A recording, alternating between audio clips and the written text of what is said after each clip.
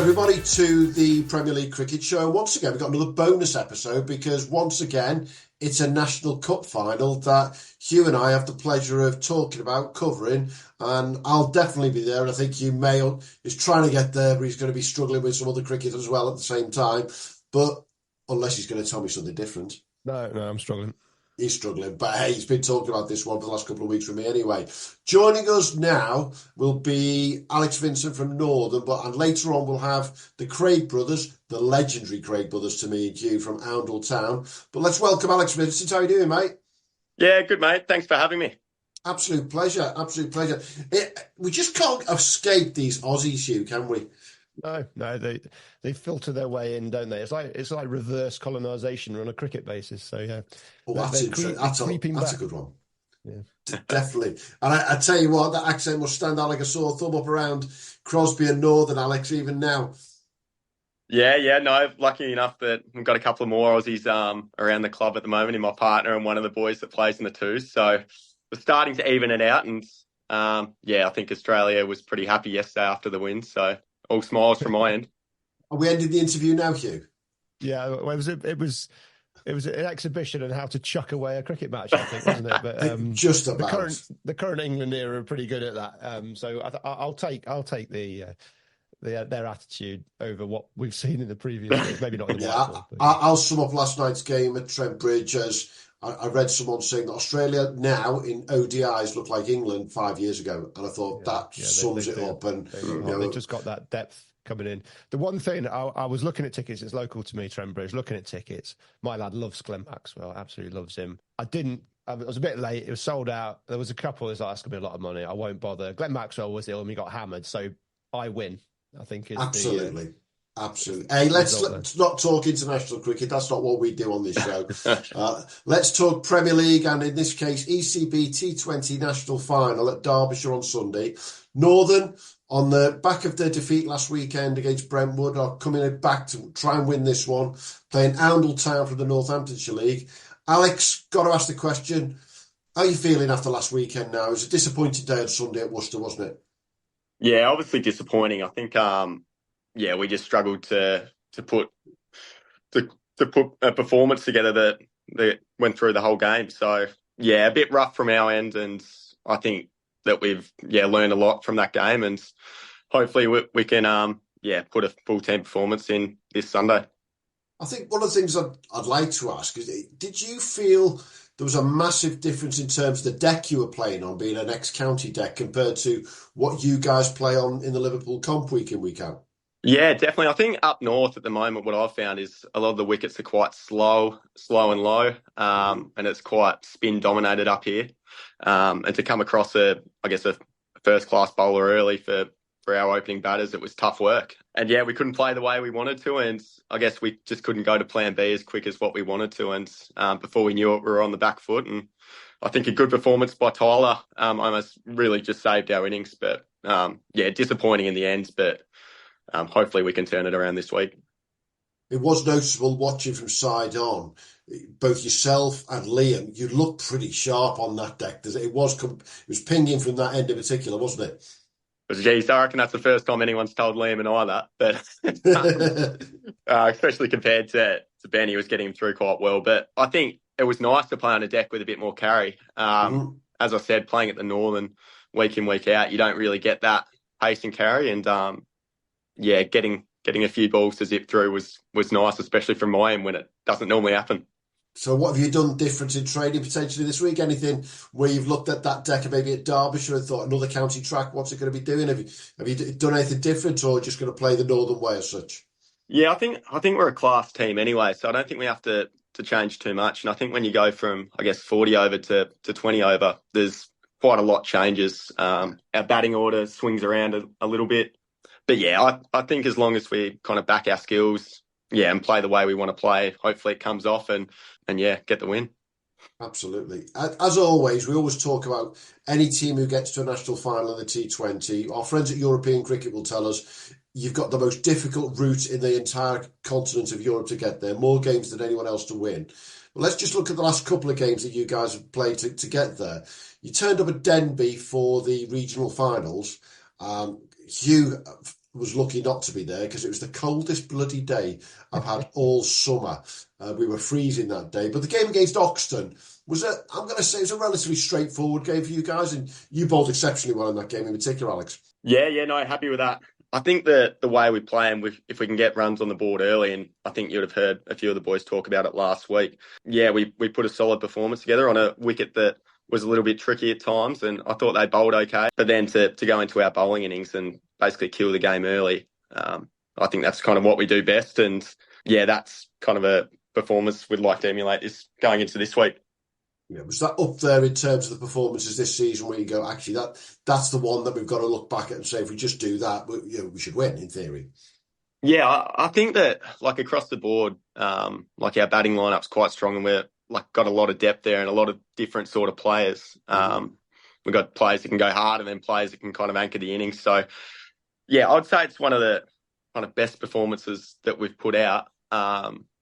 But yeah, I think whatever the deck does on the weekend, we'll still try to be positive and yeah, batting or bowling first, try to start the game really well. And I think what we didn't do well on the weekend is against Brentwood is start our power plays well. So batting or bowling, if we can kind of do that the way we'd like to, then yeah, I think it'll hold us in good stead. Very good. Just looking ahead, you've got a game on Saturday against Ormskirk, which would have been a sort of crucial game, top versus second, but the gaps just emerged between the two teams, so it's a bit of a nothing game for you. So are you just going to go in that game and treat it as a T20? Get a bit of practice in, and it's a free hit, really, isn't it? Yeah, absolutely. I think that's exactly how we'll look to play. And I think like our batting order might switch around to how we play in the 2020s. Tom Sefton's opening, I heard. I think Tom Sefton is having a day off from what I've heard. So all the complaints about his shoulders finally caught up, and I think Coley's finally given into that. So the complaints from Tom himself, you mean? Yes, of course. I don't think there's too much sympathy there from the rest of us, but no. So I think we'll swing a few things around and try some different things, and they're obviously a class side anyway. So yeah, I guess if we can kind of prepare ourselves in the best possible way for Sunday, that's what's important to us. We talk about the run of games you've got to put together to get to this final. I think I've counted 8 straight wins T20, and I think there was possibly a conceded game at the start as well. So, potentially, I mean, it's a high variance game, T20, isn't it? There's a lot of chance involved, no matter how good you are, the shorter the format, the higher the variance, So, you've done exceptionally well to put 8 wins together, as both teams have done. What has been the key to just winning game after game in this comp? Yeah, I think it's depth, to be honest.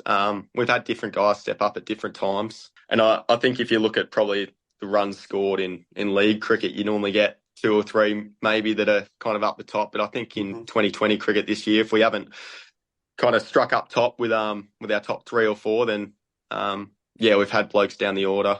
Like Ben Edmondson in that last 2020 game where he came in and had that remarkable innings at the end, and even Coley through the middle order. I think our depth is what's important, and in terms of bowling as well, I think since we've got 6 or 7 bowling options, a lot of other teams don't have that luxury. So yeah, we never really go into a game with set overs for anyone. I think it's whoever bowls best on the day, and if myself or Liam don't bowl the best, then we've always got some backup options to kind of go through in those areas. We look back to that, what effectively is a semi-final. They call it the Northern Regional Final. It's effectively a national semi-final where you played Doncaster Town, having beaten Oxton. Yep. It's fair to say that exactly what you've just said there happened. I mean, you guys had Harpreet Bhatia from Doncaster Town he was going mad, wasn't he? I mean, he scored 47 off 20 balls and looked as though he could have destroyed you guys for quite a while. When he holed out, you could see that was the one. I think you bowled that and Liam caught it. That was the wicket that you thought, okay, we're back in the game here, but you were still chasing 134. When you opened the innings, you guys, Chris Laker did what Chris Laker does, goes at it hard, but losing Liam early, losing Tyler early, losing yourself then, you were in a bit of trouble before Coley came to the wicket there on that game. Yeah, definitely. I think the belief we had that we do have that that depth in our batting lineup, so we were able to take the game as deep as what we could. And I think we haven't really been tested like that for quite some time. And even last year when we were playing, apart from that one game we lost on the finals day as well, we've kind of been winning some games quite comfortably. But yeah, I think the way Coley kind of accumulated through the middle of the innings there, and for then Ben to come in and take the game really deep, even though he was batting with Seffi at the end. And but yeah, I think having the likes of even Dan Wilson and Josh Thompson coming in at potentially 9 and 10, like we do bat deep, and yeah, I think that was the most important thing. And we knew if we could take that game as deep as what we could, and if we took it into the 20th over, I don't think they really had enough runs on the board anyway.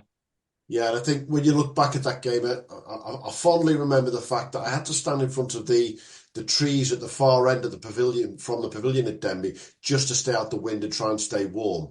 But by the time it got down to that 17th, 18th over, we started walking back round to the pavilion. And to be honest, we were packing our kit away from covering it because you guys looked in big trouble until Ben Edmondson in that last over, and with that 6 off the second to last ball, won the game.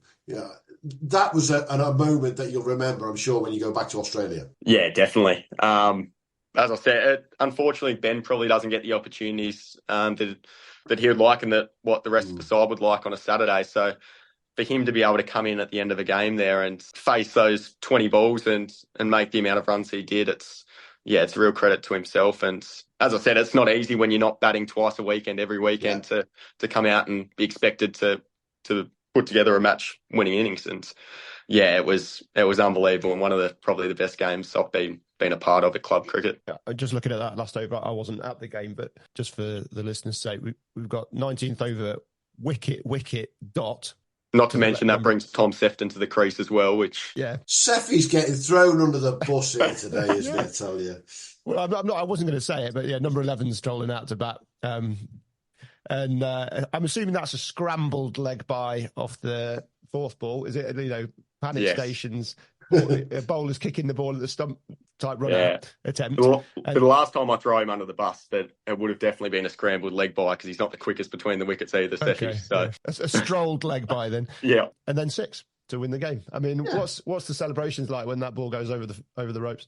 Oh, it's absolutely amazing. And I think sometimes that like everyone's also so harsh on each other, and there's a lot of banter that goes about. But I think just the joy that it brought to the Northern Club when Ben Ed did that, and there's not a better man that I would have rather do it, to be honest. And when he did it, the emotions of just everyone. And I looked back on you don't really understand what it meant to everyone until you look back and see the vision of him scoring that run, getting that 6, and the carry on from everyone was pretty awesome.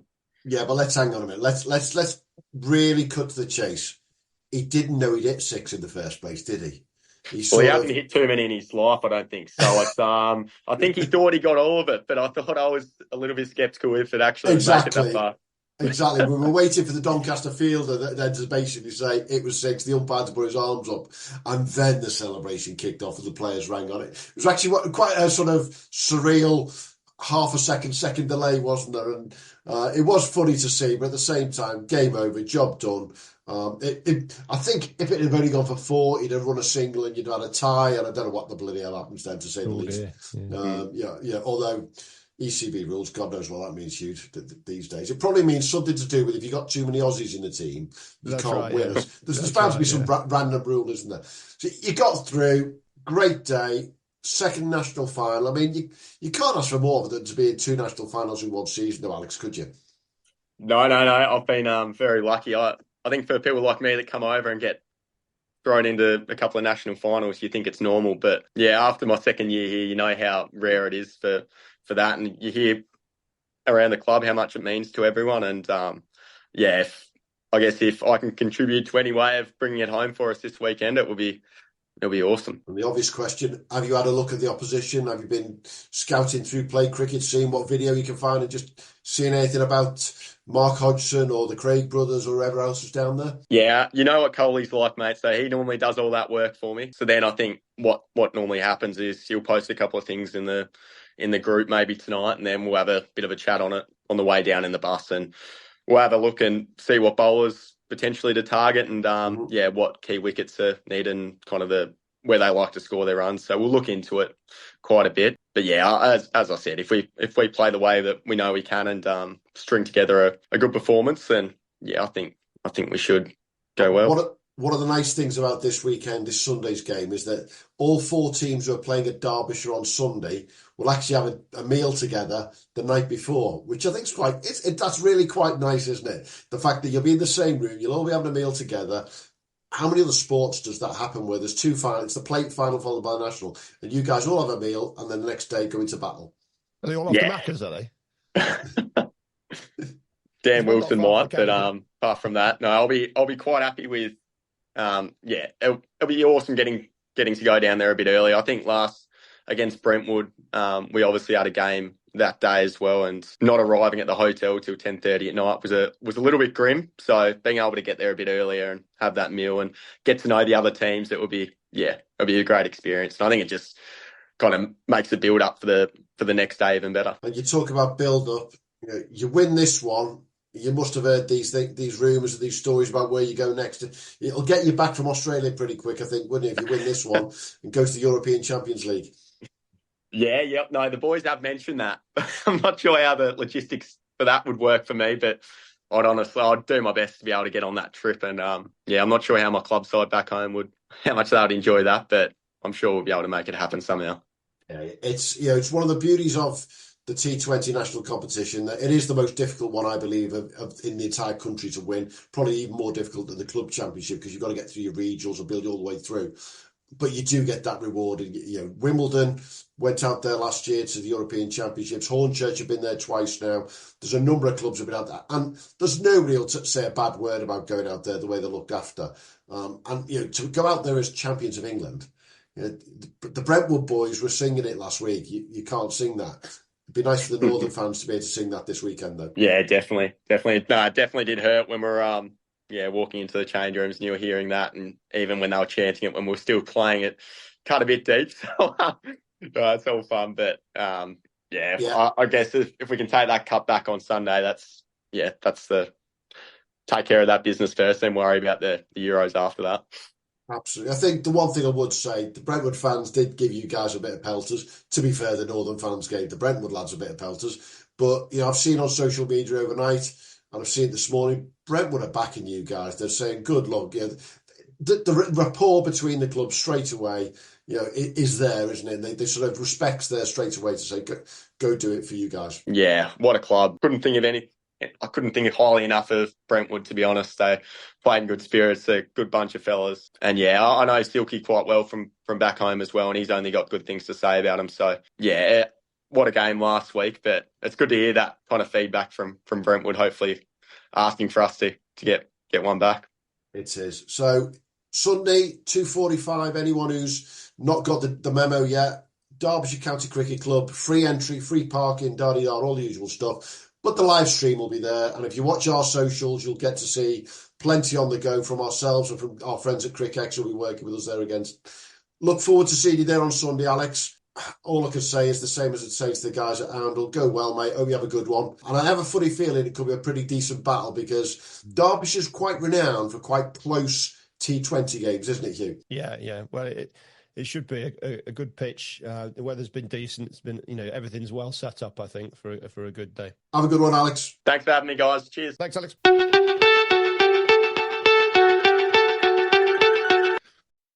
Ryan Reynolds here for, I guess, my 100th Mint commercial. No, don't. I mean, honestly, when I started this, I thought I only have to do like 4 of these. I mean, it's unlimited premium wireless for $15 a month. How are there still people paying 2 or 3 times that much? I'm sorry, I shouldn't be victim blaming here.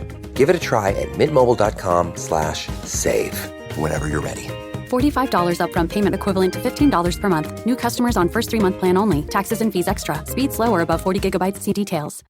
Oh, such a clutch off-season pickup, Dave. I was worried we'd bring back the same team. I meant those blackout motorized shades. Blinds.com made it crazy affordable to replace our old blinds. Hard to install? No, it's easy. I installed these and then got some for my mom. She talked to a design consultant for free and scheduled a professional measure and install. Hall of Fame son. They're the #1 online retailer of custom window coverings in the world. Blinds.com is the GOAT. Shop Blinds.com's primetime kickoff event. Save up to 50% off select styles, plus doorbusters. Rules and restrictions may apply. Right, so I'm here with Conor and Harrison Craig, otherwise known to me and Hugh as simply as the Craig brothers. Now, I've got to say, boys, you are the only people in 56 episodes of the Premier League Cricket Show who've had an episode named after you. So you've got something to live up to here. Now, that you can blame Tom Brett over at Find and Dolben for that, but we've been watching your progress for a number of years now, and in particular the last year. Conor, for those who don't know you guys, just tell our listeners a little bit about the Craig brothers. There's not really too much to say. We just try and do a little bit of everything. Me personally, I'm a batsman who I'll bowl sort of middle overs, back end of the innings. Harrison, I'm sure you can explain your role. Yeah, I'm just a tweaker who just tries to take a few wickets and tries to smack it at the end. Not too complicated. Sometimes comes off, sometimes it don't. So one of you starts, one of you finishes in the batting, and vice versa when it in the bowling. Yeah, pretty much. Absolutely. Is that a brotherly thing? Try and keep you apart as much as possible, because I know what it was like with mine. Yeah, no, I'd say it's one of those things. Just try and.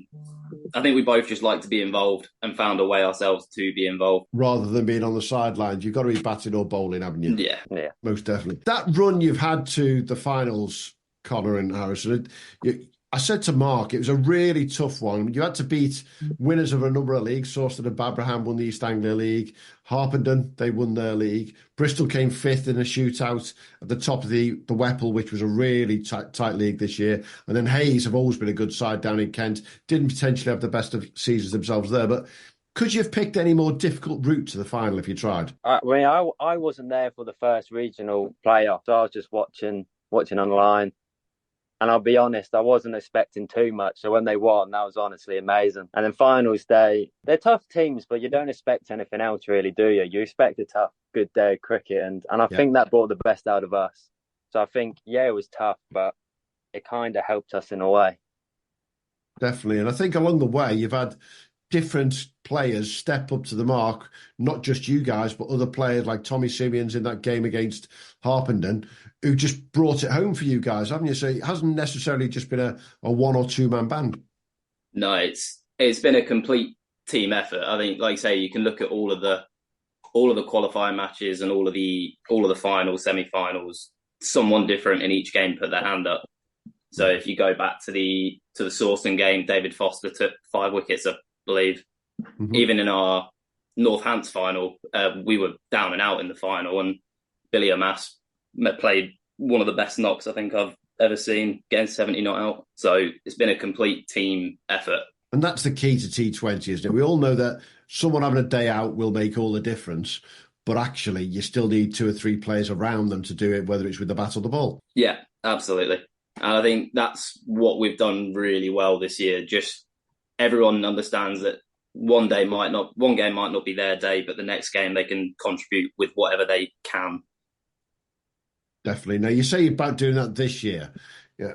Myself and Mr. Newsome, we don't think it's just this year, do we, Hugh? I mean, the Craig brothers are legendary on our show just by the fact that your name comes up far too often. I'll say that. Come on, boys, give everyone else a chance. But they're just always there, aren't they, Hugh? They haunt my dreams, I think, the Craig brothers. They haunt my dreams. I was just saying to them off air that they're like 2 evil characters from the Super Mario Brothers, the Bash Brothers or something like this. Every time I look at a scorecard from Northants area, there's the Craig brothers lurking there. So, are you guys like that to play against? Are you getting, you're ganging up together and picking on people, or are you a lovely bunch on the field? No, I would say we're both very not angry people, and I think as a team at Oundle we're very relaxed. And I think that's one thing that's really helped us. We don't get too high, we don't get too low. We keep it very level, and we try not to change that. Sometimes when it's going against you, it can be a bit difficult, but we try to have a laugh along the way. That's for sure. You've disappointed me there. Then I wanted you to be like tearing chunks out of off. people. I'll change it next time. Hugh's done. We need to find some more brothers, Hugh, that we can. Yeah, that's it. Yeah. You're far too nice. Just in terms of the T20, the Northants League has a block of T20 in the middle. That's correct, isn't it? Yeah. Is that's quite different to a lot of leagues. I think Cornwall possibly have their own block. I think at the start of the season. Has that helped you? Subject to weather. We're subject to weather. Yeah. Has that helped you sort of prepare for this? Has it helped you along the way? Because obviously it's quite an intense chunk, I would think. I would say it definitely helps. I think having a run of, I think we end up with 4 weeks, the 3 qualifying weeks, and then the finals day in the middle of the season. It gives you a chance to get in that right mindset, preparation, all for that one format. Whereas I know from a lot of the other leagues, they sort of have to dot them around to qualify. So going in and out of day games to T20s, back to day games, probably makes it quite hard on other leagues. But it definitely helps get us in the right spot, I think. And I think that's very much helped us going through. I'm just looking at your stats here a little bit. I mean, in the cup comps, this isn't just the T20 nationals, but you've got sort of 4, 5, 6 guys all striking between 120 and 150, averaging above 20, 30, 38, 35. That you've got a serious group of players that's hitting super quick runs and also maintaining that, not just hitting quick runs and getting out, you're maintaining your position at the crease and essentially giving yourself 120, 130 runs at a quick rate in every single game before with time to spare. Yeah, we've got some power. I will say Oundle's a very small ground, so clearing the rope isn't the hardest thing to do, but we've definitely got batsmen from 7. You go all the way down, really, who can really strike a ball. So when you're batting up the top of the order and you've got that, it clears your mind, makes it a lot easier, and can win you a lot of games, especially in T20 cricket. Yeah, I mean, it seems to be a team effort. If you're striking at that rate, you're trusting your teammates, you're trusting your depth, aren't you? Yeah, absolutely. And I think, like Harrison was saying, that's what's really helped us this year is that depth. Like I said, we were talking about earlier, everyone's contributing. And then when people can contribute at a rate like that, you can post scores or chase scores a hell of a lot easier. What's been the key to what's been the key to your wicket taking? Have you set plans, set tactics? Have you got? Don't give too much away, but what's been the key? A lot of spin. We have a lot of good spinners. I think that's been really handy through the middle overs. Just a lot of pressure, and I will say the 2 opening bowlers, Compo and Prim, have done a great job.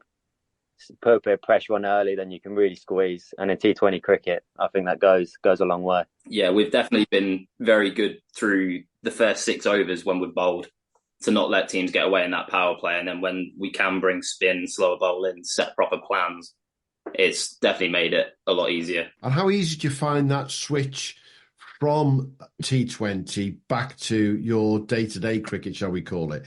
Do you find... It's an interesting dichotomy that me and Hugh have discussed this, where that block of T20 versus in and out.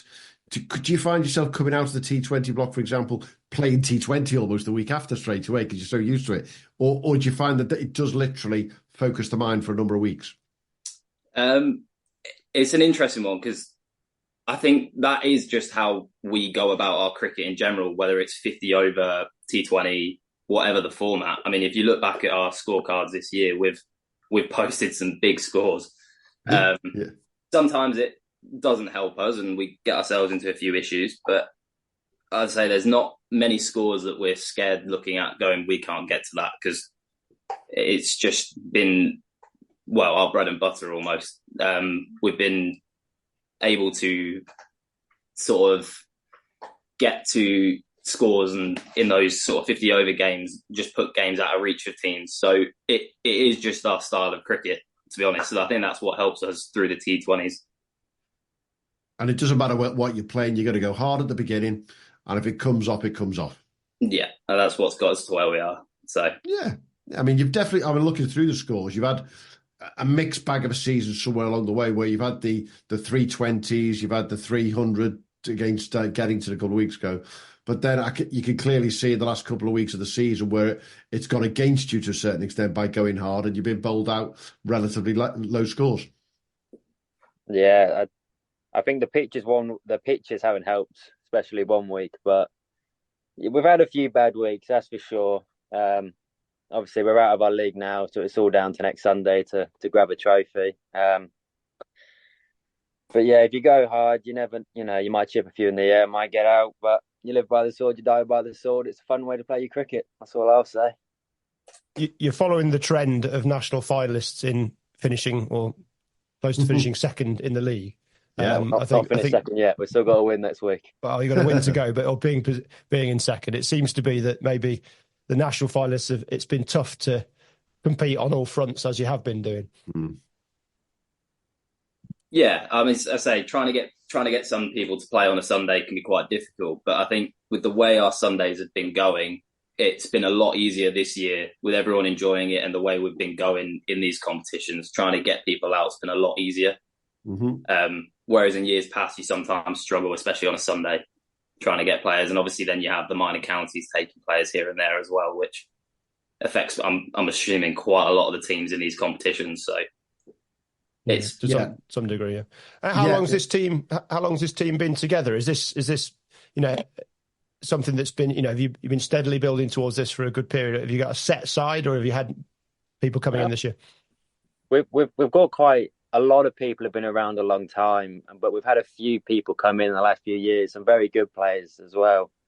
They just keep strengthening the squad. We've got quite a big squad now. We've got 14, 15 good players. And I think that helps you throughout the season. If someone's on holiday, gets injured, having people who can come in, who can impact and win you a game, I think's huge and really helped us throughout this year. Fantastic. And in terms of uniqueness, the Northants League, as we've talked about before on our pod, there isn't many of the big name professionals or overseas players coming either. So you've got lots of local players within your group there, haven't you? Yeah, that's like you said, it's not really a big league for bringing in that big professional name or paying someone maybe local to come in and play for you. There's a lot of players that have grown up around Northampton, either going through the academy, either maybe they didn't quite make it and carried on in the league. And there's a lot of players that have stayed at their homegrown clubs as well. So it probably is quite a unique league in that way, but I think it's got its own little nice niche with that. Hey, there's nothing wrong with a league having a niche. It doesn't matter if it's the Cornwall League, which is a long, long, long way south, all the way to some the Yorkshire leagues, where you could have two clubs who are 10 minutes apart but in separate Premier divisions. The ECB leagues are all over the place when it comes to being able to spread out the rules. And you guys are no different, as we've talked about with this T20 block in the middle. And looking forward, playing on a big county ground like Derbyshire, I mean, how exciting is it just to drive 90 minutes up the road and play on a big ground like that? And as you say, Harrison, your place is quite small. Yeah, I mean, I played at Derby once before, so it's quite nice to go back. It's quite a nice little ground. I remember it being very big square from the last time I played there. I felt like straight with the shorter boundaries. But you don't get to play at a county ground very often, so it's real exciting, and hopefully you don't get hit into the stand too many times. Well, I'm sure whichever end you'll be bowling at with your spin, it'll either be into the media centre or into the main grandstand at the opposite end. Have you got many friends, family, supporters coming up with you?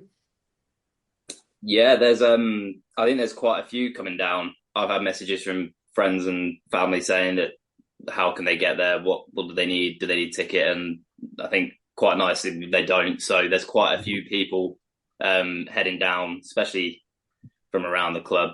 Say some names that you don't normally see all around. Everyone's sort of coming out the woodwork, so it's quite a nice feel around. Yeah, because it's a nice thing. Any club that gets to a national final, it's a big deal at the end of the day. It doesn't matter whether it's the T20 or the club championship that happened last weekend. You're one of the best two T20 clubs in the country right now. Yeah. Not a bad place to be. Just the thought of that, has it crossed your mind when you think of it that way? No, I don't think this was on our radar at all, to be honest. So to say it's pretty crazy. Hopefully we can say national champions after Sunday, but no, we were so far away from this. So okay, so if this isn't on the radar, Hugh knows what's coming next. As national champions, you know what's on the radar then, don't you? Yeah. Espanyol. You see. Not on the radar, but they both know about the European Cricket League. Did you notice that, Hugh, how quick it was? Yeah, absolutely. Yeah. Well, Mr. Vinny Sandy would be very welcoming to any Northamptonshire fans coming over there. He gets the planes organised as the bus is organised, doesn't he? And not Vinny himself personally, but well, you never know. He's got his hands in all the other pies. Yeah. You've obviously given that a tiny bit of thought, then, chaps, in terms of we could go out there as champions of England. To represent England in the European Champions League. From what you guys said, T10 might even be something that you'd quite fancy because you can really go at it. No, that'd be awesome. Like a week out in Spain to start is amazing. To play some cricket and T10 cricket, 2 overs max, get to tee off, sounds perfect to me.